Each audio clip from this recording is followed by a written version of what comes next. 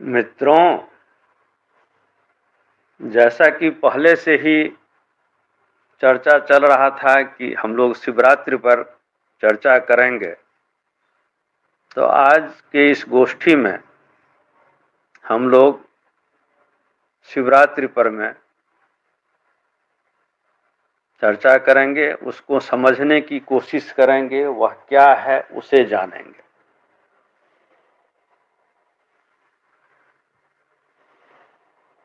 अतीत में शायद जन्म दिवस मनाने की प्रथा रही हो, या जन्म दिवस मनाने का प्रथा जो शकहून, कुषाण, यवन, किरात, आभीर आदि लोगों ने जो बाहर से आए थे और जिन्होंने पहले बौद्ध धर्म में घुसे उसको नष्ट किया, फिर वैष्णव बन के हिंदू धर्म में सनातन धर्म में घुस गए, उसको भी नष्ट किया, फिर हिंदू धर्म चलाए। तो हो सकता है कि जन्मदिन की प्रथा उन लोगों ने चलाई हो, क्योंकि हम राम और कृष्ण का जन्म तो मनाते हैं, जन्मदिन मनाते हैं त्योहार के रूप में। यह अलग बात है कि न हम राम को समझते हैं न कृष्ण को समझते हैं, क्योंकि अपने यहां तो था एको हम बहुश्यामी, एक ही ब्रह्म है जो अनेक रूप में प्रकट होता है। एको ब्रह्म द्वितीयो नास्ति, एक ब्रह्म ही है हर जगह, दूसरा कोई नहीं है। सर्वम खलमिदम ब्रह्म, सब कुछ ब्रह्म ही है। तो यह जो एक ही ब्रह्म था उसको अनेक बना करके, अलग अलग रूप में पूज करके भ्रम तो फैलाया गया हिंदू धर्म द्वारा। एक षड्यंत्र से कह सकते हैं। लेकिन सोचने की बात है कि जब राम और कृष्ण का जन्मदिन मनाते हैं तो शिव का विवाह क्यों मनाते हैं? आज शिवरात्रि कहते हैं कि शिव की शादी हुई थी। तो यह क्या है? क्या जन्मदिन के बाद मैरिज एनिवर्सरी मनाने की, विवाह का वर्षगांठ मनाने की प्रथा को भी घुसेरा गया? क्योंकि अपनी चर्चा में, जैसा कि आप लोग जानते हैं, हम लोग केवल तत्व तक पहुंचने की कोशिश करते हैं, तत्वार्थ को जानने की कोशिश करते हैं।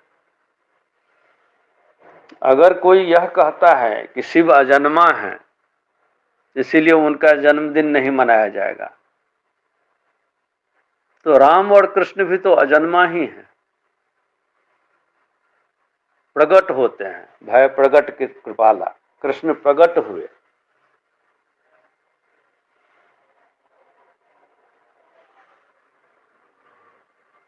तो ऐसे ही अगर शिव हुए तो प्रकट हुए होंगे, अजन्मा सारे हैं। तो यह विरोध कहां से आया? क्यों इनका, अगर विवाह को यह बनाया गया,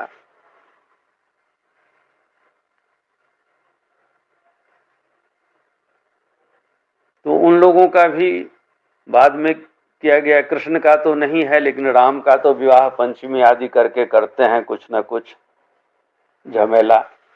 क्योंकि केवल सारा झमेला, पाखंड, रस रसीली कहानियां, गुरुकुल के रहस्य कथाओं को आधार बना करके रंगीन कहानियों में लपेट करके जो उपन्यास लिखा गया है, वही सब तो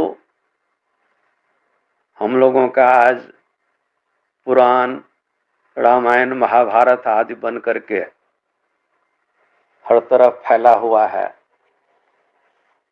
समाज शास्त्र के नाम पर एक क्रूर धर्म का ये हुआ जो मनुस्मृति आदि है। वेद वगैरह में इस तरह की कोई बात नहीं है सनातन धर्म में। तो इसके ऊपर हम लोग समझने की कोशिश करेंगे कि हिंदू धर्म ने किस तरह से सनातन धर्म का जो नुकसान किया है उसको शिवरात्रि से भी हम समझने की कोशिश करेंगे।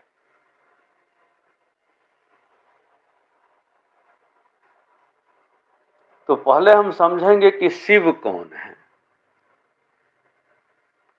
तुलसीदास जी ने उनको श्रद्धा विश्वास रूपिणों कहा है कि विश्वास शिव हैं, श्रद्धा पार्वती हैं।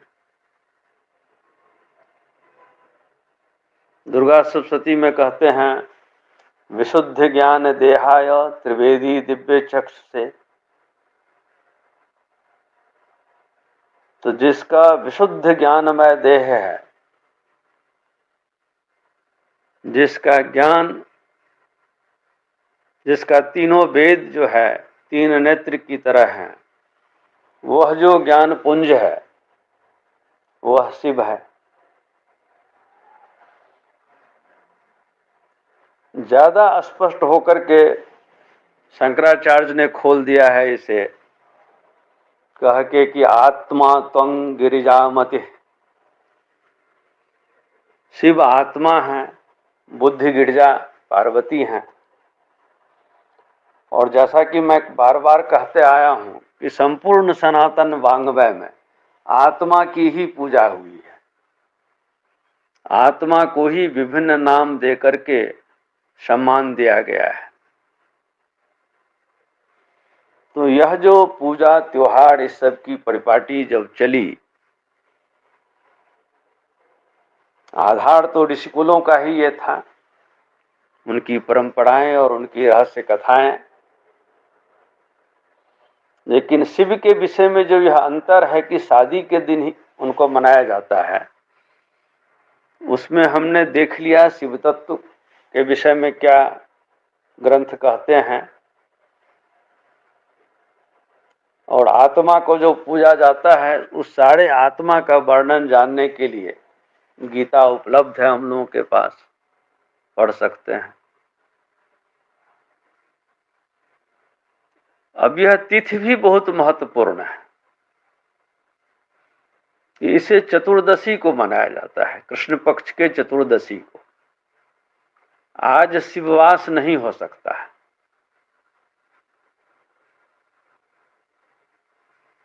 आज शिव की आराधना या अभिषेक नहीं हो सकती है, अमावस्या को होती है। वह तिथि बन जाता है शिववास के अनुकूल पूजा के लिए, अभिषेक के लिए, शिवाराधना के लिए। तो यह क्या किया गया है, जैसे श्रवण कुमार की कहानी में अगर देखिएगा तो वहां एक तरह की गाली और श्राप भी है। क्योंकि अगर किसी को कोई कहे कि तुम्हारा लड़का श्रवण कुमार बने, तो इसमें खुश होने की बात नहीं है। क्योंकि अपरोक्ष रूप से, इनडायरेक्टली आपसे कहा जाता है कि तुम दोनों पति पत्नी अंधे हो जाओ और बुढ़ापे में जवान मृत्यु का शोक देखो, जवान पुत्र के मृत्यु का शोक देखो। तो जब कोई यह कामना करता है कि आपका पुत्र श्रवण कुमार हो, तो तत्व यह कहता है कि वह एक तरह से आपको गाली है।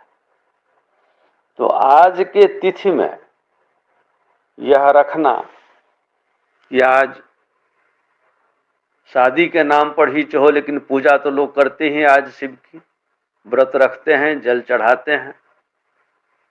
इस तिथि को चुन करके भी शिव भक्तों का, शैवों का एक तरह से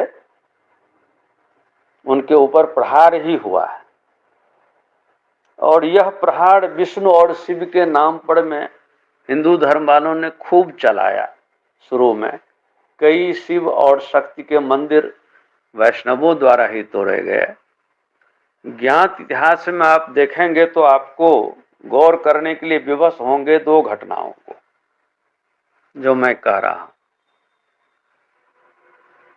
कि नादिर शाह दिल्ली लूटता है और वहां से आके बनारस लूट लेता है। बगल में अयोध्या क्यों नहीं लूटता है? सोचिए।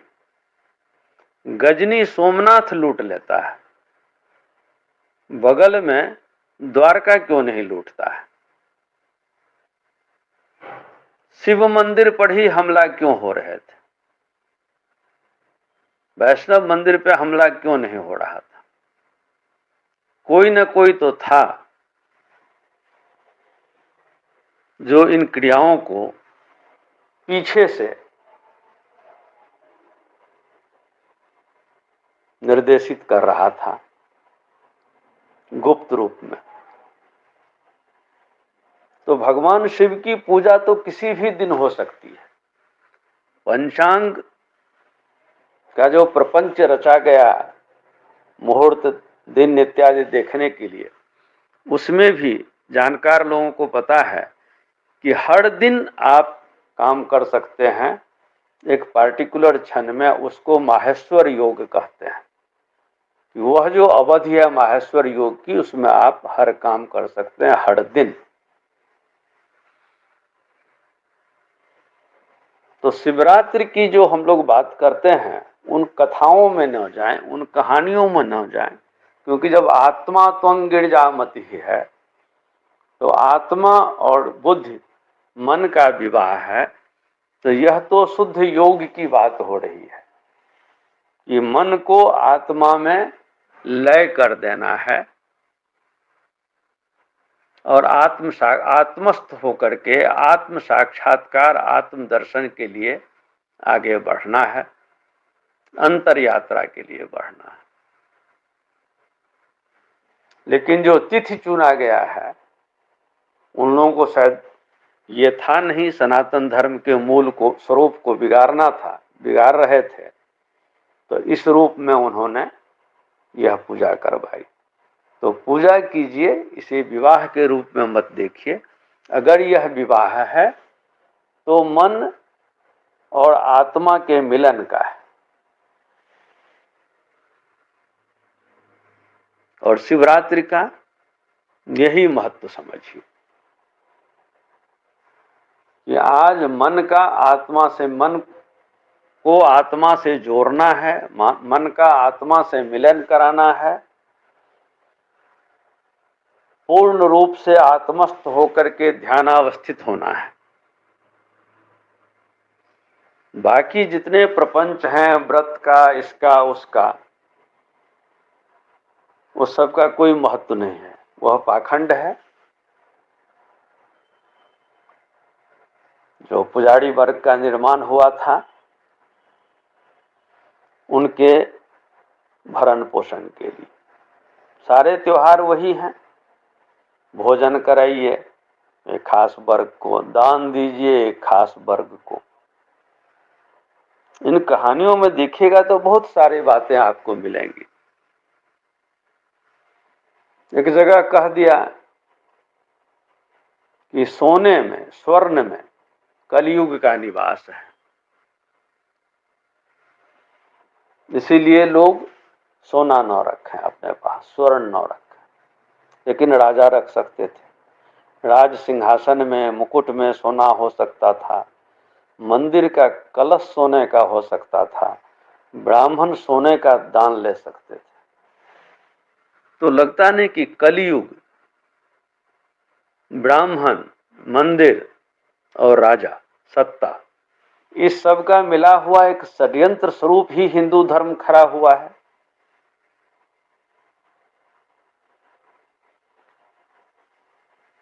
बाकी जो शिवरात्रि की कहानियां हैं, वो तो आप पढ़ लीजिए कहीं से और उसमें घुसिए, उसके तत्व को समझिए, तब आपको खुद पता चलेगा कि ये सब क्या बात हो रही है। और प्रचलित इतना किया गया है कि आप देखिएगा कि शिव विवाह की चर्चा कई ग्रंथों में, कई पुराणों में मिल जाएगा आपको। तुलसीदास जी को भी जब राम की कथा लिख रहे थे, तो शिव विवाह को दिखाने की क्या जरूरत थी? और फिर वो सती वाला प्रकरण जोड़ना, ये करना, वो साफ लगता है कि यह शैवों और वैष्णवों के बीच का जो विरोध था,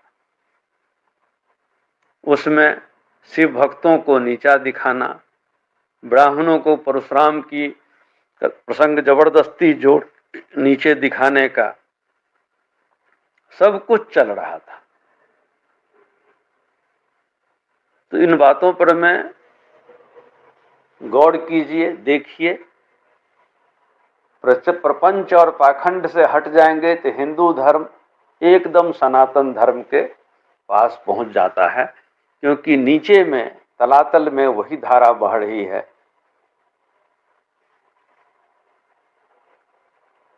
जिसके ऊपर प्रपंच का, पाखंड का, कर्मकांड का और दुनिया भर के नियम का, विधि का, आडंबरों का एक ढांचा खड़ा किया गया। तो शिवरात्रि मुख्य रूप से आत्मा और मन का मिलन है। आत्मा शिव है, गिरिजा पार्वती हैं, दोनों की शादी हो रही है। आत्मा त्वं गिरिजा मते सहचराः प्राणाः जो करते हैं, तो उस चीज को जाना है कि जब आप ध्यान में जाएंगे तो प्राण को साधना है, सहचर बनाना है। शिवरात्रि का मेरी नजर में यही महत्व है। इसका किसी दान दक्षिणा, पूजा, कर्मकांड इससे नहीं मतलब है। आज शिवाराधना या अभिषेक नहीं हो सकती है क्योंकि आज का तिथि शिववास के लिए अनुकूल नहीं है, लेकिन ध्यान किसी दिन हो सकता है। मन और आत्मा का मिलन किसी दिन हो सकता है। शिव विवाह किसी दिन हो सकता है। तब यह तिथि मायने नहीं रखता है। यह तिथि जो मैं पहले कह चुका हूं, उसका प्रयोजन कुछ और था, बार बार नहीं दोहराऊंगा। आशा है आप लोग इस बात पर मैं गौर करेंगे, सोचेंगे और पाखंड को समझने की कोशिश करेंगे, प्रपंच को समझने की कोशिश करेंगे। इसी के साथ आज के सत्र में मैं क्षमा याचना चाहूंगा। आगे फिर किसी और विषय पर मैं, जैसा कि मित्रों की, बंधुओं की इच्छा होगी, उस पर चर्चा होगी।